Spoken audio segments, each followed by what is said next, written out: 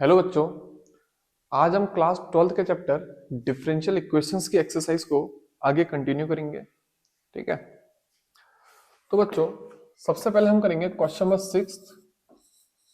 Question number 6 में क्या given है, dy by d x equal to 1 plus x square into 1 plus y square. और हमसे कहा गया है इस इक्वेशन के जनरल सॉल्यूशन कैलकुलेट करो, यानी कि फाइंड जनरल सॉल्यूशन। सबसे पहले कैसा क्या करेंगे, तो बच्चों इस इक्वेशन को एज इट इज नीचे नोट डाउन करेंगे जो क्वेश्चन में गिवन है।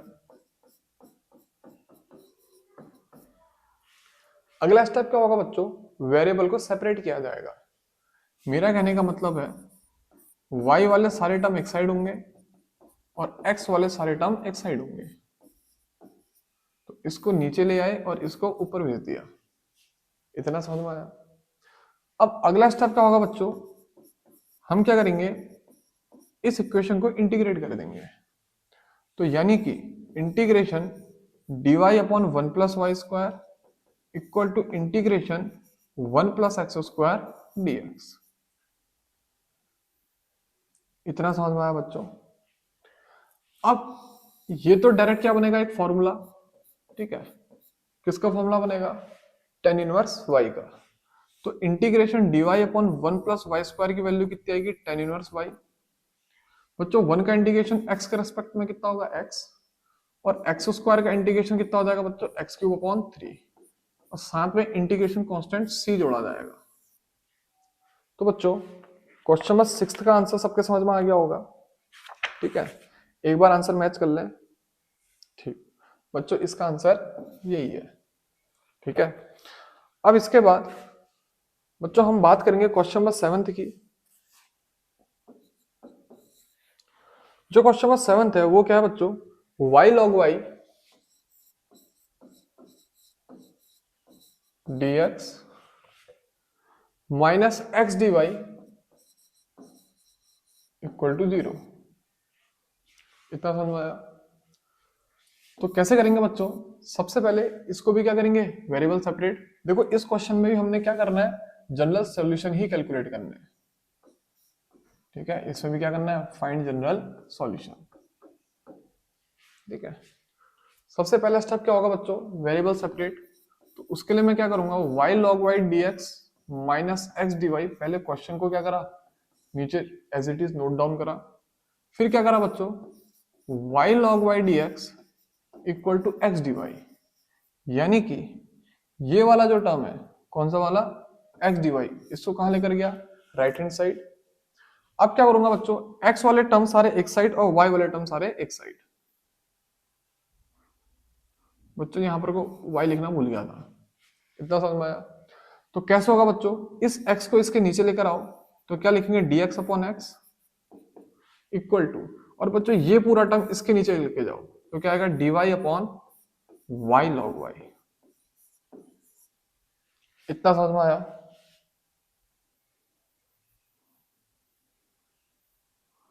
अब इसके बाद अब क्या करेंगे बच्चों, इंटीग्रेट करेंगे।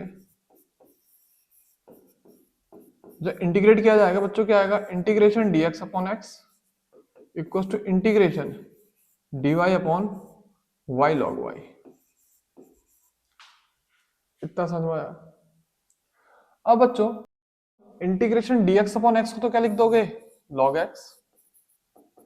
इसको इंटीग्रेट करके क्या लिखे है, ठीक है, मेन ये चीज है। इसको मैं यहां साइड में रफ में करता हूं।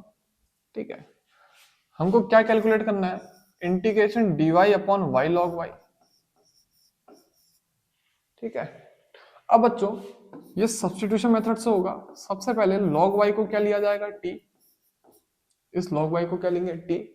फिर बच्चों उसको डिफरेंशिएट करेंगे किसके टाइम में, डिफरेंशिएट करेंगे किसके रेस्पेक्ट में, टाइम के रेस्पेक्ट में। तो क्या आएगा, differentiate with respect to time. अब बच्चों यानी कि d by d t of log y वो किसके बराबर आएगा, d by d t of t. Log y का डिफरेंशिएशन कितना आएगा बच्चों, 1 अपॉन वाई। फिर वाई का जब दोबारा करेंगे कितना आएगा बच्चों, d y by d t. और टी का डिफरेंशिएशन टी के रेस्पेक्ट में कितना आएगा बच्चों, 1। यानी कि जो डी वाई आएगी उसकी वैल्यू कितनी आएगी बच्चों, वाई। dt। इतना समझ में आया? अब अच्छे से देखना बच्चों, हम इस चीज को इंटीग्रेट कर रहे थे, तो इंटीग्रेशन का साइन तो ऐसे लिया, ये जो dy है इसकी वैल्यू क्या पुट करेंगे, y dt अपॉन y को बच्चों ऐसे ही रहने देंगे, और ये जो log y है इसकी वैल्यू कितनी आएगी, t। तो यानी कि इससे ये क्या हो जाएगा, कैंसल, और जो बचेगा इंटीग्रेशन 1/t dt। अब 1/t dt का इंटीग्रेशन कितना होगा बच्चों, log t। समझ में आया? और t की वैल्यू कितनी थी, log y, तो कितना आएगा बच्चों, log y। ठीक है, साथ में इंटीग्रेशन कांस्टेंट c भी जुड़ेगा। इतना समझ में आया? तो बच्चों जो integration dy upon y log y है उसकी वैल्यू कितनी है, log y प्लस c। इतना समझ में आया? अब देखते हैं बच्चों एनसीईआरटी में इसका आंसर क्या गिवन है। क्वेश्चन नंबर कौन सा था ये, 7th, y equal to e की पावर cx।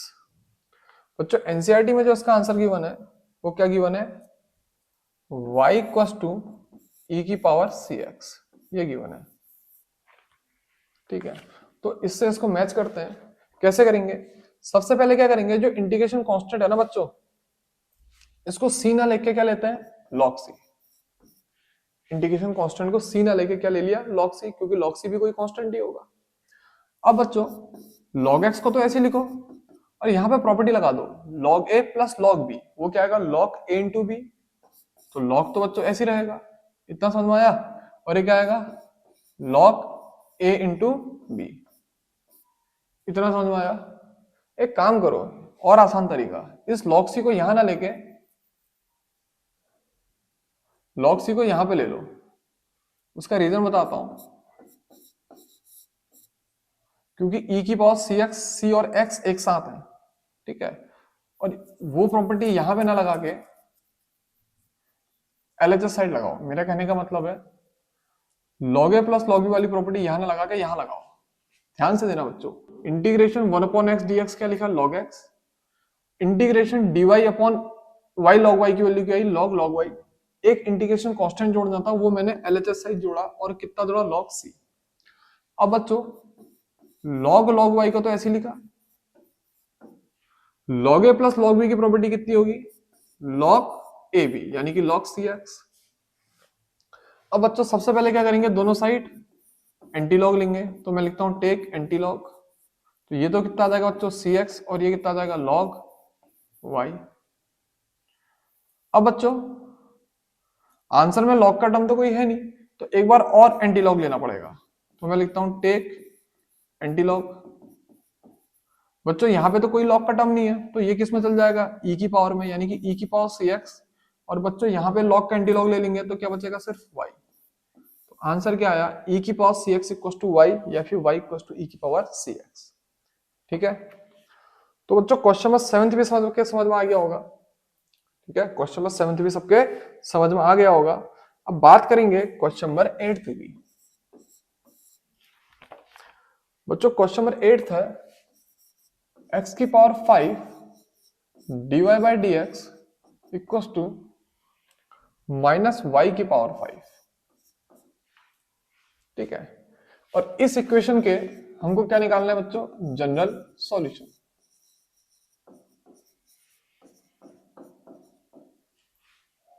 इतना समझ में आया?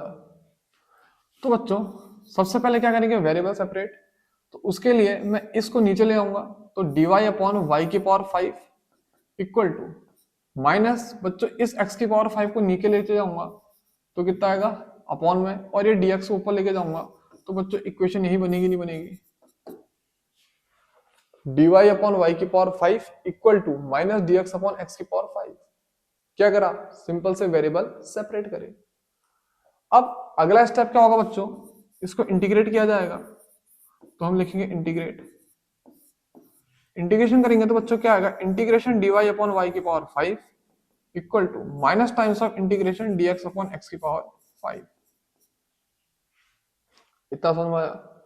अब इसके बाद अगला स्टेप क्या होगा बच्चों, ये जो y की पावर 5 डिनोमिनेटर में है, इसको कहां लेके जाऊंगा, न्यूमरेटर में, तो क्या लिखूंगा, इंटीग्रेशन y की पावर -5 dy, और ऐसे इसे क्या लिखा जाएगा, माइनस इंटीग्रेशन x की पावर -5 dx। समझ में आया? अब जब इंटीग्रेट करेंगे तो कितना आएगा बच्चों, x की power n+1 upon n+1, sorry x बोला मैंने, y की पावर n+1 अपॉन n+1। ऐसे यहां पे क्या आएगा बच्चों, माइनस x की पावर n+1 अपॉन n+1, यानी कि जो भी पावर थी उसे 1 ऐड कर दिया। साथ में क्या करो बच्चों, एक इंटीग्रेशन कांस्टेंट c को ऐड कर दो। इतना समझ में आया? अब इसके बाद जो फाइनल आंसर आएगा वो क्या आएगा, y की power -4 upon -4 equal to minus x की पावर -4 अपॉन -4 प्लस सी। बच्चों ये हमारा फाइनल आंसर आ गया। अब देखते हैं एनसीईआरटी में इसका आंसर क्या गिवन है। क्वेश्चन में कौन सा था, एट्थ का आंसर बच्चों एनसीईआरटी में जो गिवन है वो है x की पावर -4 प्लस y की power -4 plus equal to plus C है माइनस सी है, इक्वल टू सी है, सॉरी। एनसीईआरटी में बच्चे इस क्वेश्चन का जो आंसर गिवन है वो ये गिवन है, तो इससे इसको मैच करता हूं, कैसे होगा देखना बच्चों। y की पावर -4 को ऐसे रखा, अपॉन -4 को ऐसे लिखा, ये माइनस से माइनस क्या कर दिया, कैंसिल कर दिया, और इसकी वैल्यू कितनी आएगी, x की पावर -4 अपॉन 4 प्लस सी।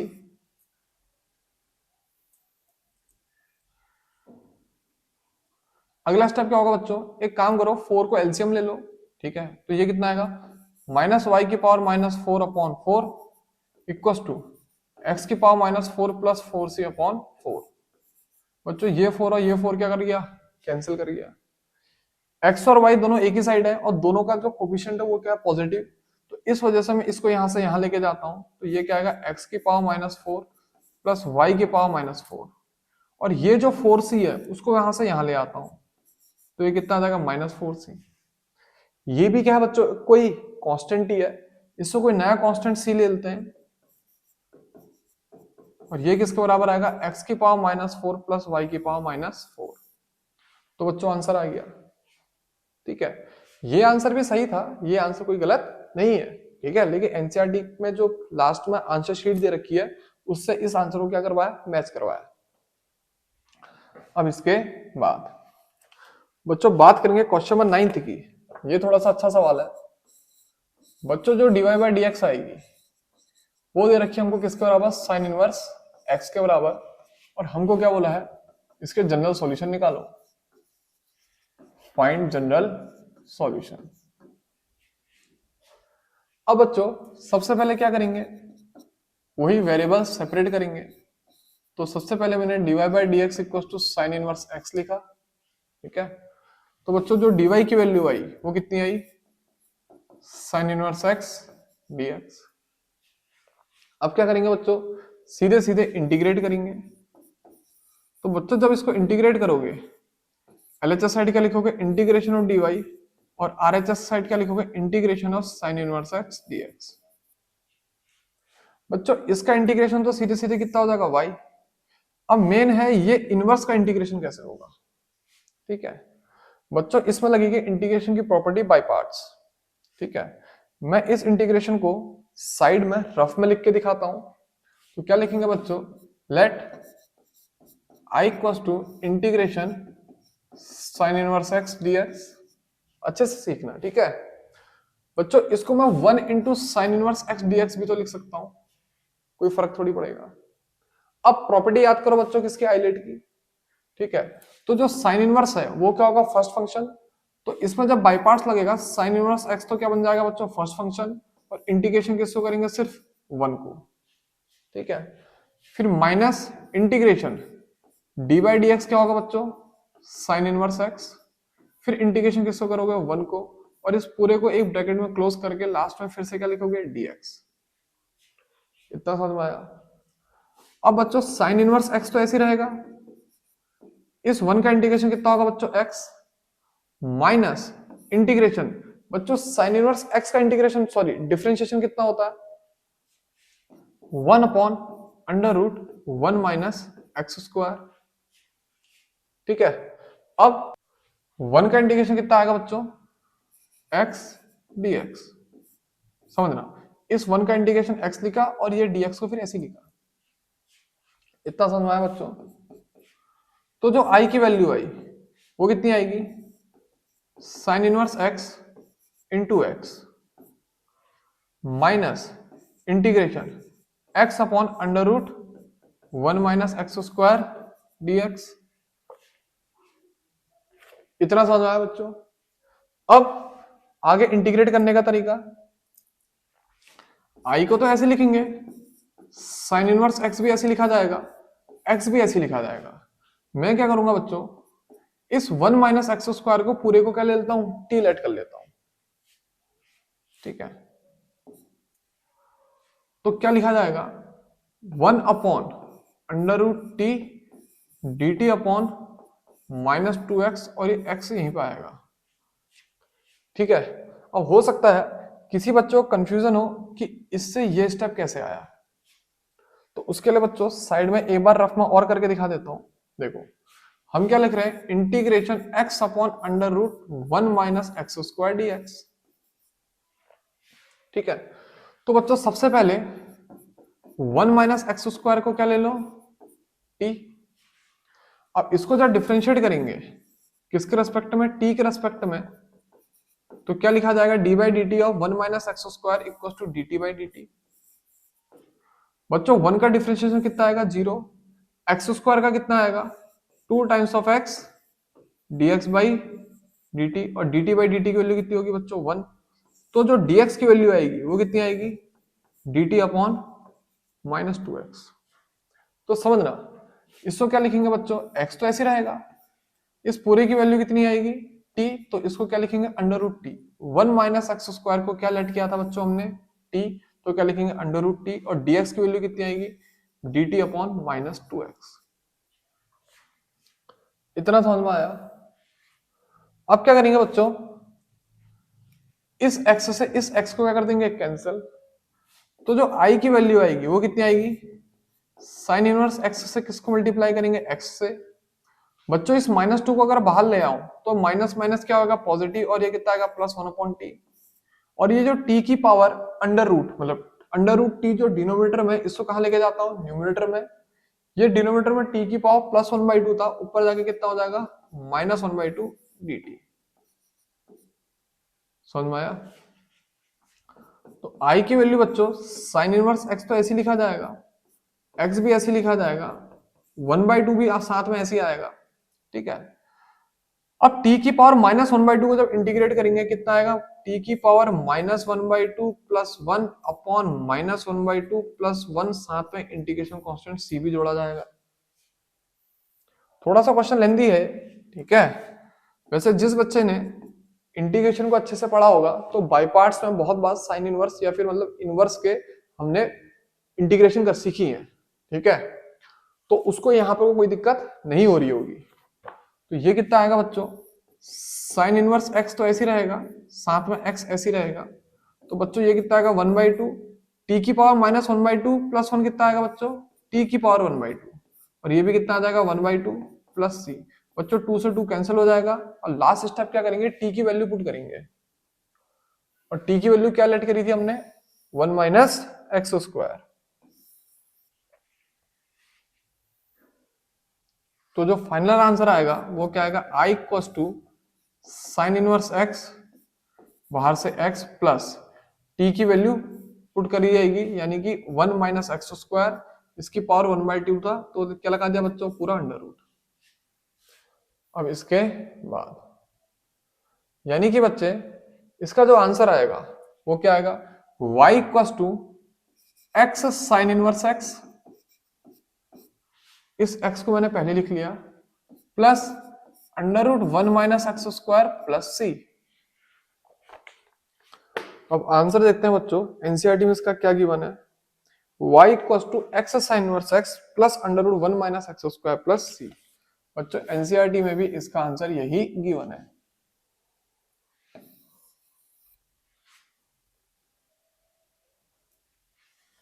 ठीक है, इतना समझ में आया। अब इसके बाद बच्चों आज का आखिरी सवाल, क्वेश्चन नंबर 10। बच्चों क्वेश्चन नंबर 10 क्या कहता है हमसे, e की power x 10y dx plus 1 minus e की power x sec square y dy equal to 0। हमसे कह रहा है इसके जनरल सॉल्यूशन निकालो। हमसे क्या कह रहा है, इसके जनरल सॉल्यूशन निकालो। तो मैं क्या लिखता हूं, फाइंड जनरल सॉल्यूशन। बच्चों सबसे पहला स्टेप वही होगा क्या, कि वेरिएबल को सेपरेट करो। तो क्या करेंगे, e की पावर x 10y dx को तो बच्चों ऐसे लिखा जाएगा, equal to minus 1 minus e की power x sec square y dy। ठीक है, पहले इस पूरे पोर्शन को यहां से वहां लेकर गया। अब क्रॉस मल्टीप्लाई के थ्रू x वाले एक साइड y वाले एक साइड, तो यानी कि बच्चों e की पावर x dx तो ऐसे रहेगा, इस पूरे टर्म को इसके नीचे ले आओ, यानी कि 1 माइनस e की पावर x को नीचे ले आओ। अब बच्चों sec स्क्वायर y तो ऐसे रहेगा, ठीक है, 10y को इसके नीचे ले जा लो और साथ में dy भी ऐसे रहेगा। इतना समझ में आया। अब ये साइन माइनस का है, एक काम करो इस माइनस साइन को भी इसके साथ नीचे ले आओ, थोड़ी आसानी हो जाएगी। कैसे देखते हैं, e की पावर x dx अपॉन, ठीक है, क्या लिखोगे, e की power x minus 1 equal to sec square y upon 10y into d y. अब इसके बाद अगला स्टेप क्या होगा बच्चों, हम इसको इंटीग्रेट करेंगे। ठीक है, तो क्या लिखोगे, इंटीग्रेशन e की पावर x अपॉन e की पावर x माइनस 1 dx, ये किसके बराबर आएगा, integration sec square y upon 10y dy। इतना समझ आया। अब बच्चों इन दोनों इंटीग्रेशन को कैसे करेंगे, सब्स्टिट्यूशन के मेथड से। एक मिनट बच्चों कॉल आ रही है। इन दोनों को जो इंटीग्रेट किया जाएगा बच्चों, किससे किया जाएगा, सब्स्टिट्यूशन के मेथड से। तो हम क्या करेंगे, सबसे पहले इसका इंटीग्रेशन मैं यहां लेफ्ट साइड करके दिखाता हूं, इसका इंटीग्रेशन में, चलो एक काम करते हैं साथ ही कर लेते हैं। ठीक है, सब्स्टिट्यूशन से कैसे करेंगे, मैं लूंगा लेट e की power x minus 1 equal to t. अब इसको डिफरेंशिएट करूंगा किसके रेस्पेक्ट में बच्चों, t के रेस्पेक्ट में। तो क्या लिखा जाएगा, d by d t of e की power x minus 1 equal to d t by d t. बच्चों e की पावर x का डिफरेंशिएशन कितना होगा, e की पावर x, फिर बच्चों x का कितना आएगा, dx बाई डी टी। 1 का बच्चों 0 हो जाएगा और dt बाई डी टी कितनी आएगी, 1। तो यहां से जो dx की वैल्यू आएगी कितनी आएगी बच्चों, 1 अपॉन e की power x into D T. इतना समझ में आया। अब ऐसे बच्चों यहां पे भी सब्स्टिट्यूशन लगेगा, और जो 10y है इसकी वैल्यू मान लो क्या लेते हैं बच्चों, z। ठीक है, अब इस इक्वेशन को भी डिफरेंशिएट किया जाएगा किसके रेस्पेक्ट में, z के रेस्पेक्ट में। तो क्या लिखोगे, d by d z of 10y equal to dz by dz। अब 10y का डिफरेंशिएशन कितना होगा बच्चों, सेक स्क्वायर y, फिर y का दोबारा करोगे तो कितना आएगा, dy बाई dz, और dz बाई dz कितना आएगा बच्चों, 1। यहां से जो dy की वैल्यू आएगी वो कितनी आएगी बच्चों, 1 upon sec square y dz। इतना समझ में आया। अब इसके बाद बच्चों इसी स्टेप से आगे को बढ़ रहा हूं मैं। ठीक है, ये तो मैंने रफ पोर्शन कर दिया। तो क्या लिखेंगे बच्चों, इंटीग्रेशन, बच्चों e की पावर x को e की पावर x ही लिखो, e की पावर x माइनस 1 को क्या लिख दो, t, और dx की वैल्यू क्या पुट करो, dt अपॉन e की पावर x, यानी कि dt अपॉन e की power x equal to as it is आएगा। फिर बच्चों इंटीग्रेशन का साइन, सेक स्क्वायर y को भी ऐसे लिखो, ये जो 10y है इसकी वैल्यू क्या पुट कर दो, z, और ये जो dy है इसकी वैल्यू क्या पुट करोगे, dz upon sec square y। इतना समझ में आया। अब बच्चों e की पावर x कैंसिल, और ऐसी sec² भी कैंसिल। तो क्या आएगा बच्चों, integration 1/t dt equal to integration 1/z dz। बच्चों 1/t का इंटीग्रेशन कितना आएगा, log t, और 1/z का इंटीग्रेशन कितना आएगा बच्चों, log z। और साथ में एक कांस्टेंट और जोड़ दो c। तो यानी कि हमारा जो आंसर आएगा बच्चों क्या आएगा, log t, t की वैल्यू कितनी है बच्चों, e की पावर x-1, ठीक है, log z, z की वैल्यू कितनी है बच्चों, 10y प्लस c। इतना समझ में आया, ये क्या आ गया बच्चों हमारा आंसर। अब देखते हैं एनसीईआरटी में इसका आंसर शायद कुछ चेंज करके दिया होगा, लॉग के टर्म में नहीं होगा, ठीक है। तो देखते हैं बच्चों, सही पकड़ा, एनसीईआरटी में इसका जो आंसर है वो लॉग के टर्म में नहीं है। तो एक काम करते हैं, एनसीईआरटी का पहले आंसर नोट कर लेते हैं और इसके साथ उसको मैच कर लेते हैं।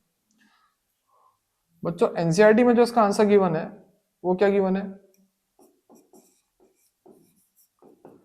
10y equals to c1 minus e की पावर x ब्रैकेट में क्लोज। एनसीईआरटी में इसका आंसर बच्चों ये गिवन है। तो मैच करते हैं, एक काम करते हैं, सबसे पहले बच्चों इंटीग्रेशन कांस्टेंट को c ना लेके क्या लेते हैं, log c। तो इंटीग्रेशन कांस्टेंट को क्या ले लिया जाएगा बच्चों, log c, ठीक है। और एक चीज और देखते हैं, 10y बच्चों अकेले है, ये यहां पर को है, तो एक काम करो, log c को बच्चों LHS साइड लो, तो इंटीग्रेशन कांस्टेंट है ना, उसको RHS साइड मत लो, किस साइड ले लो, LHS साइड ले लो, ठीक है।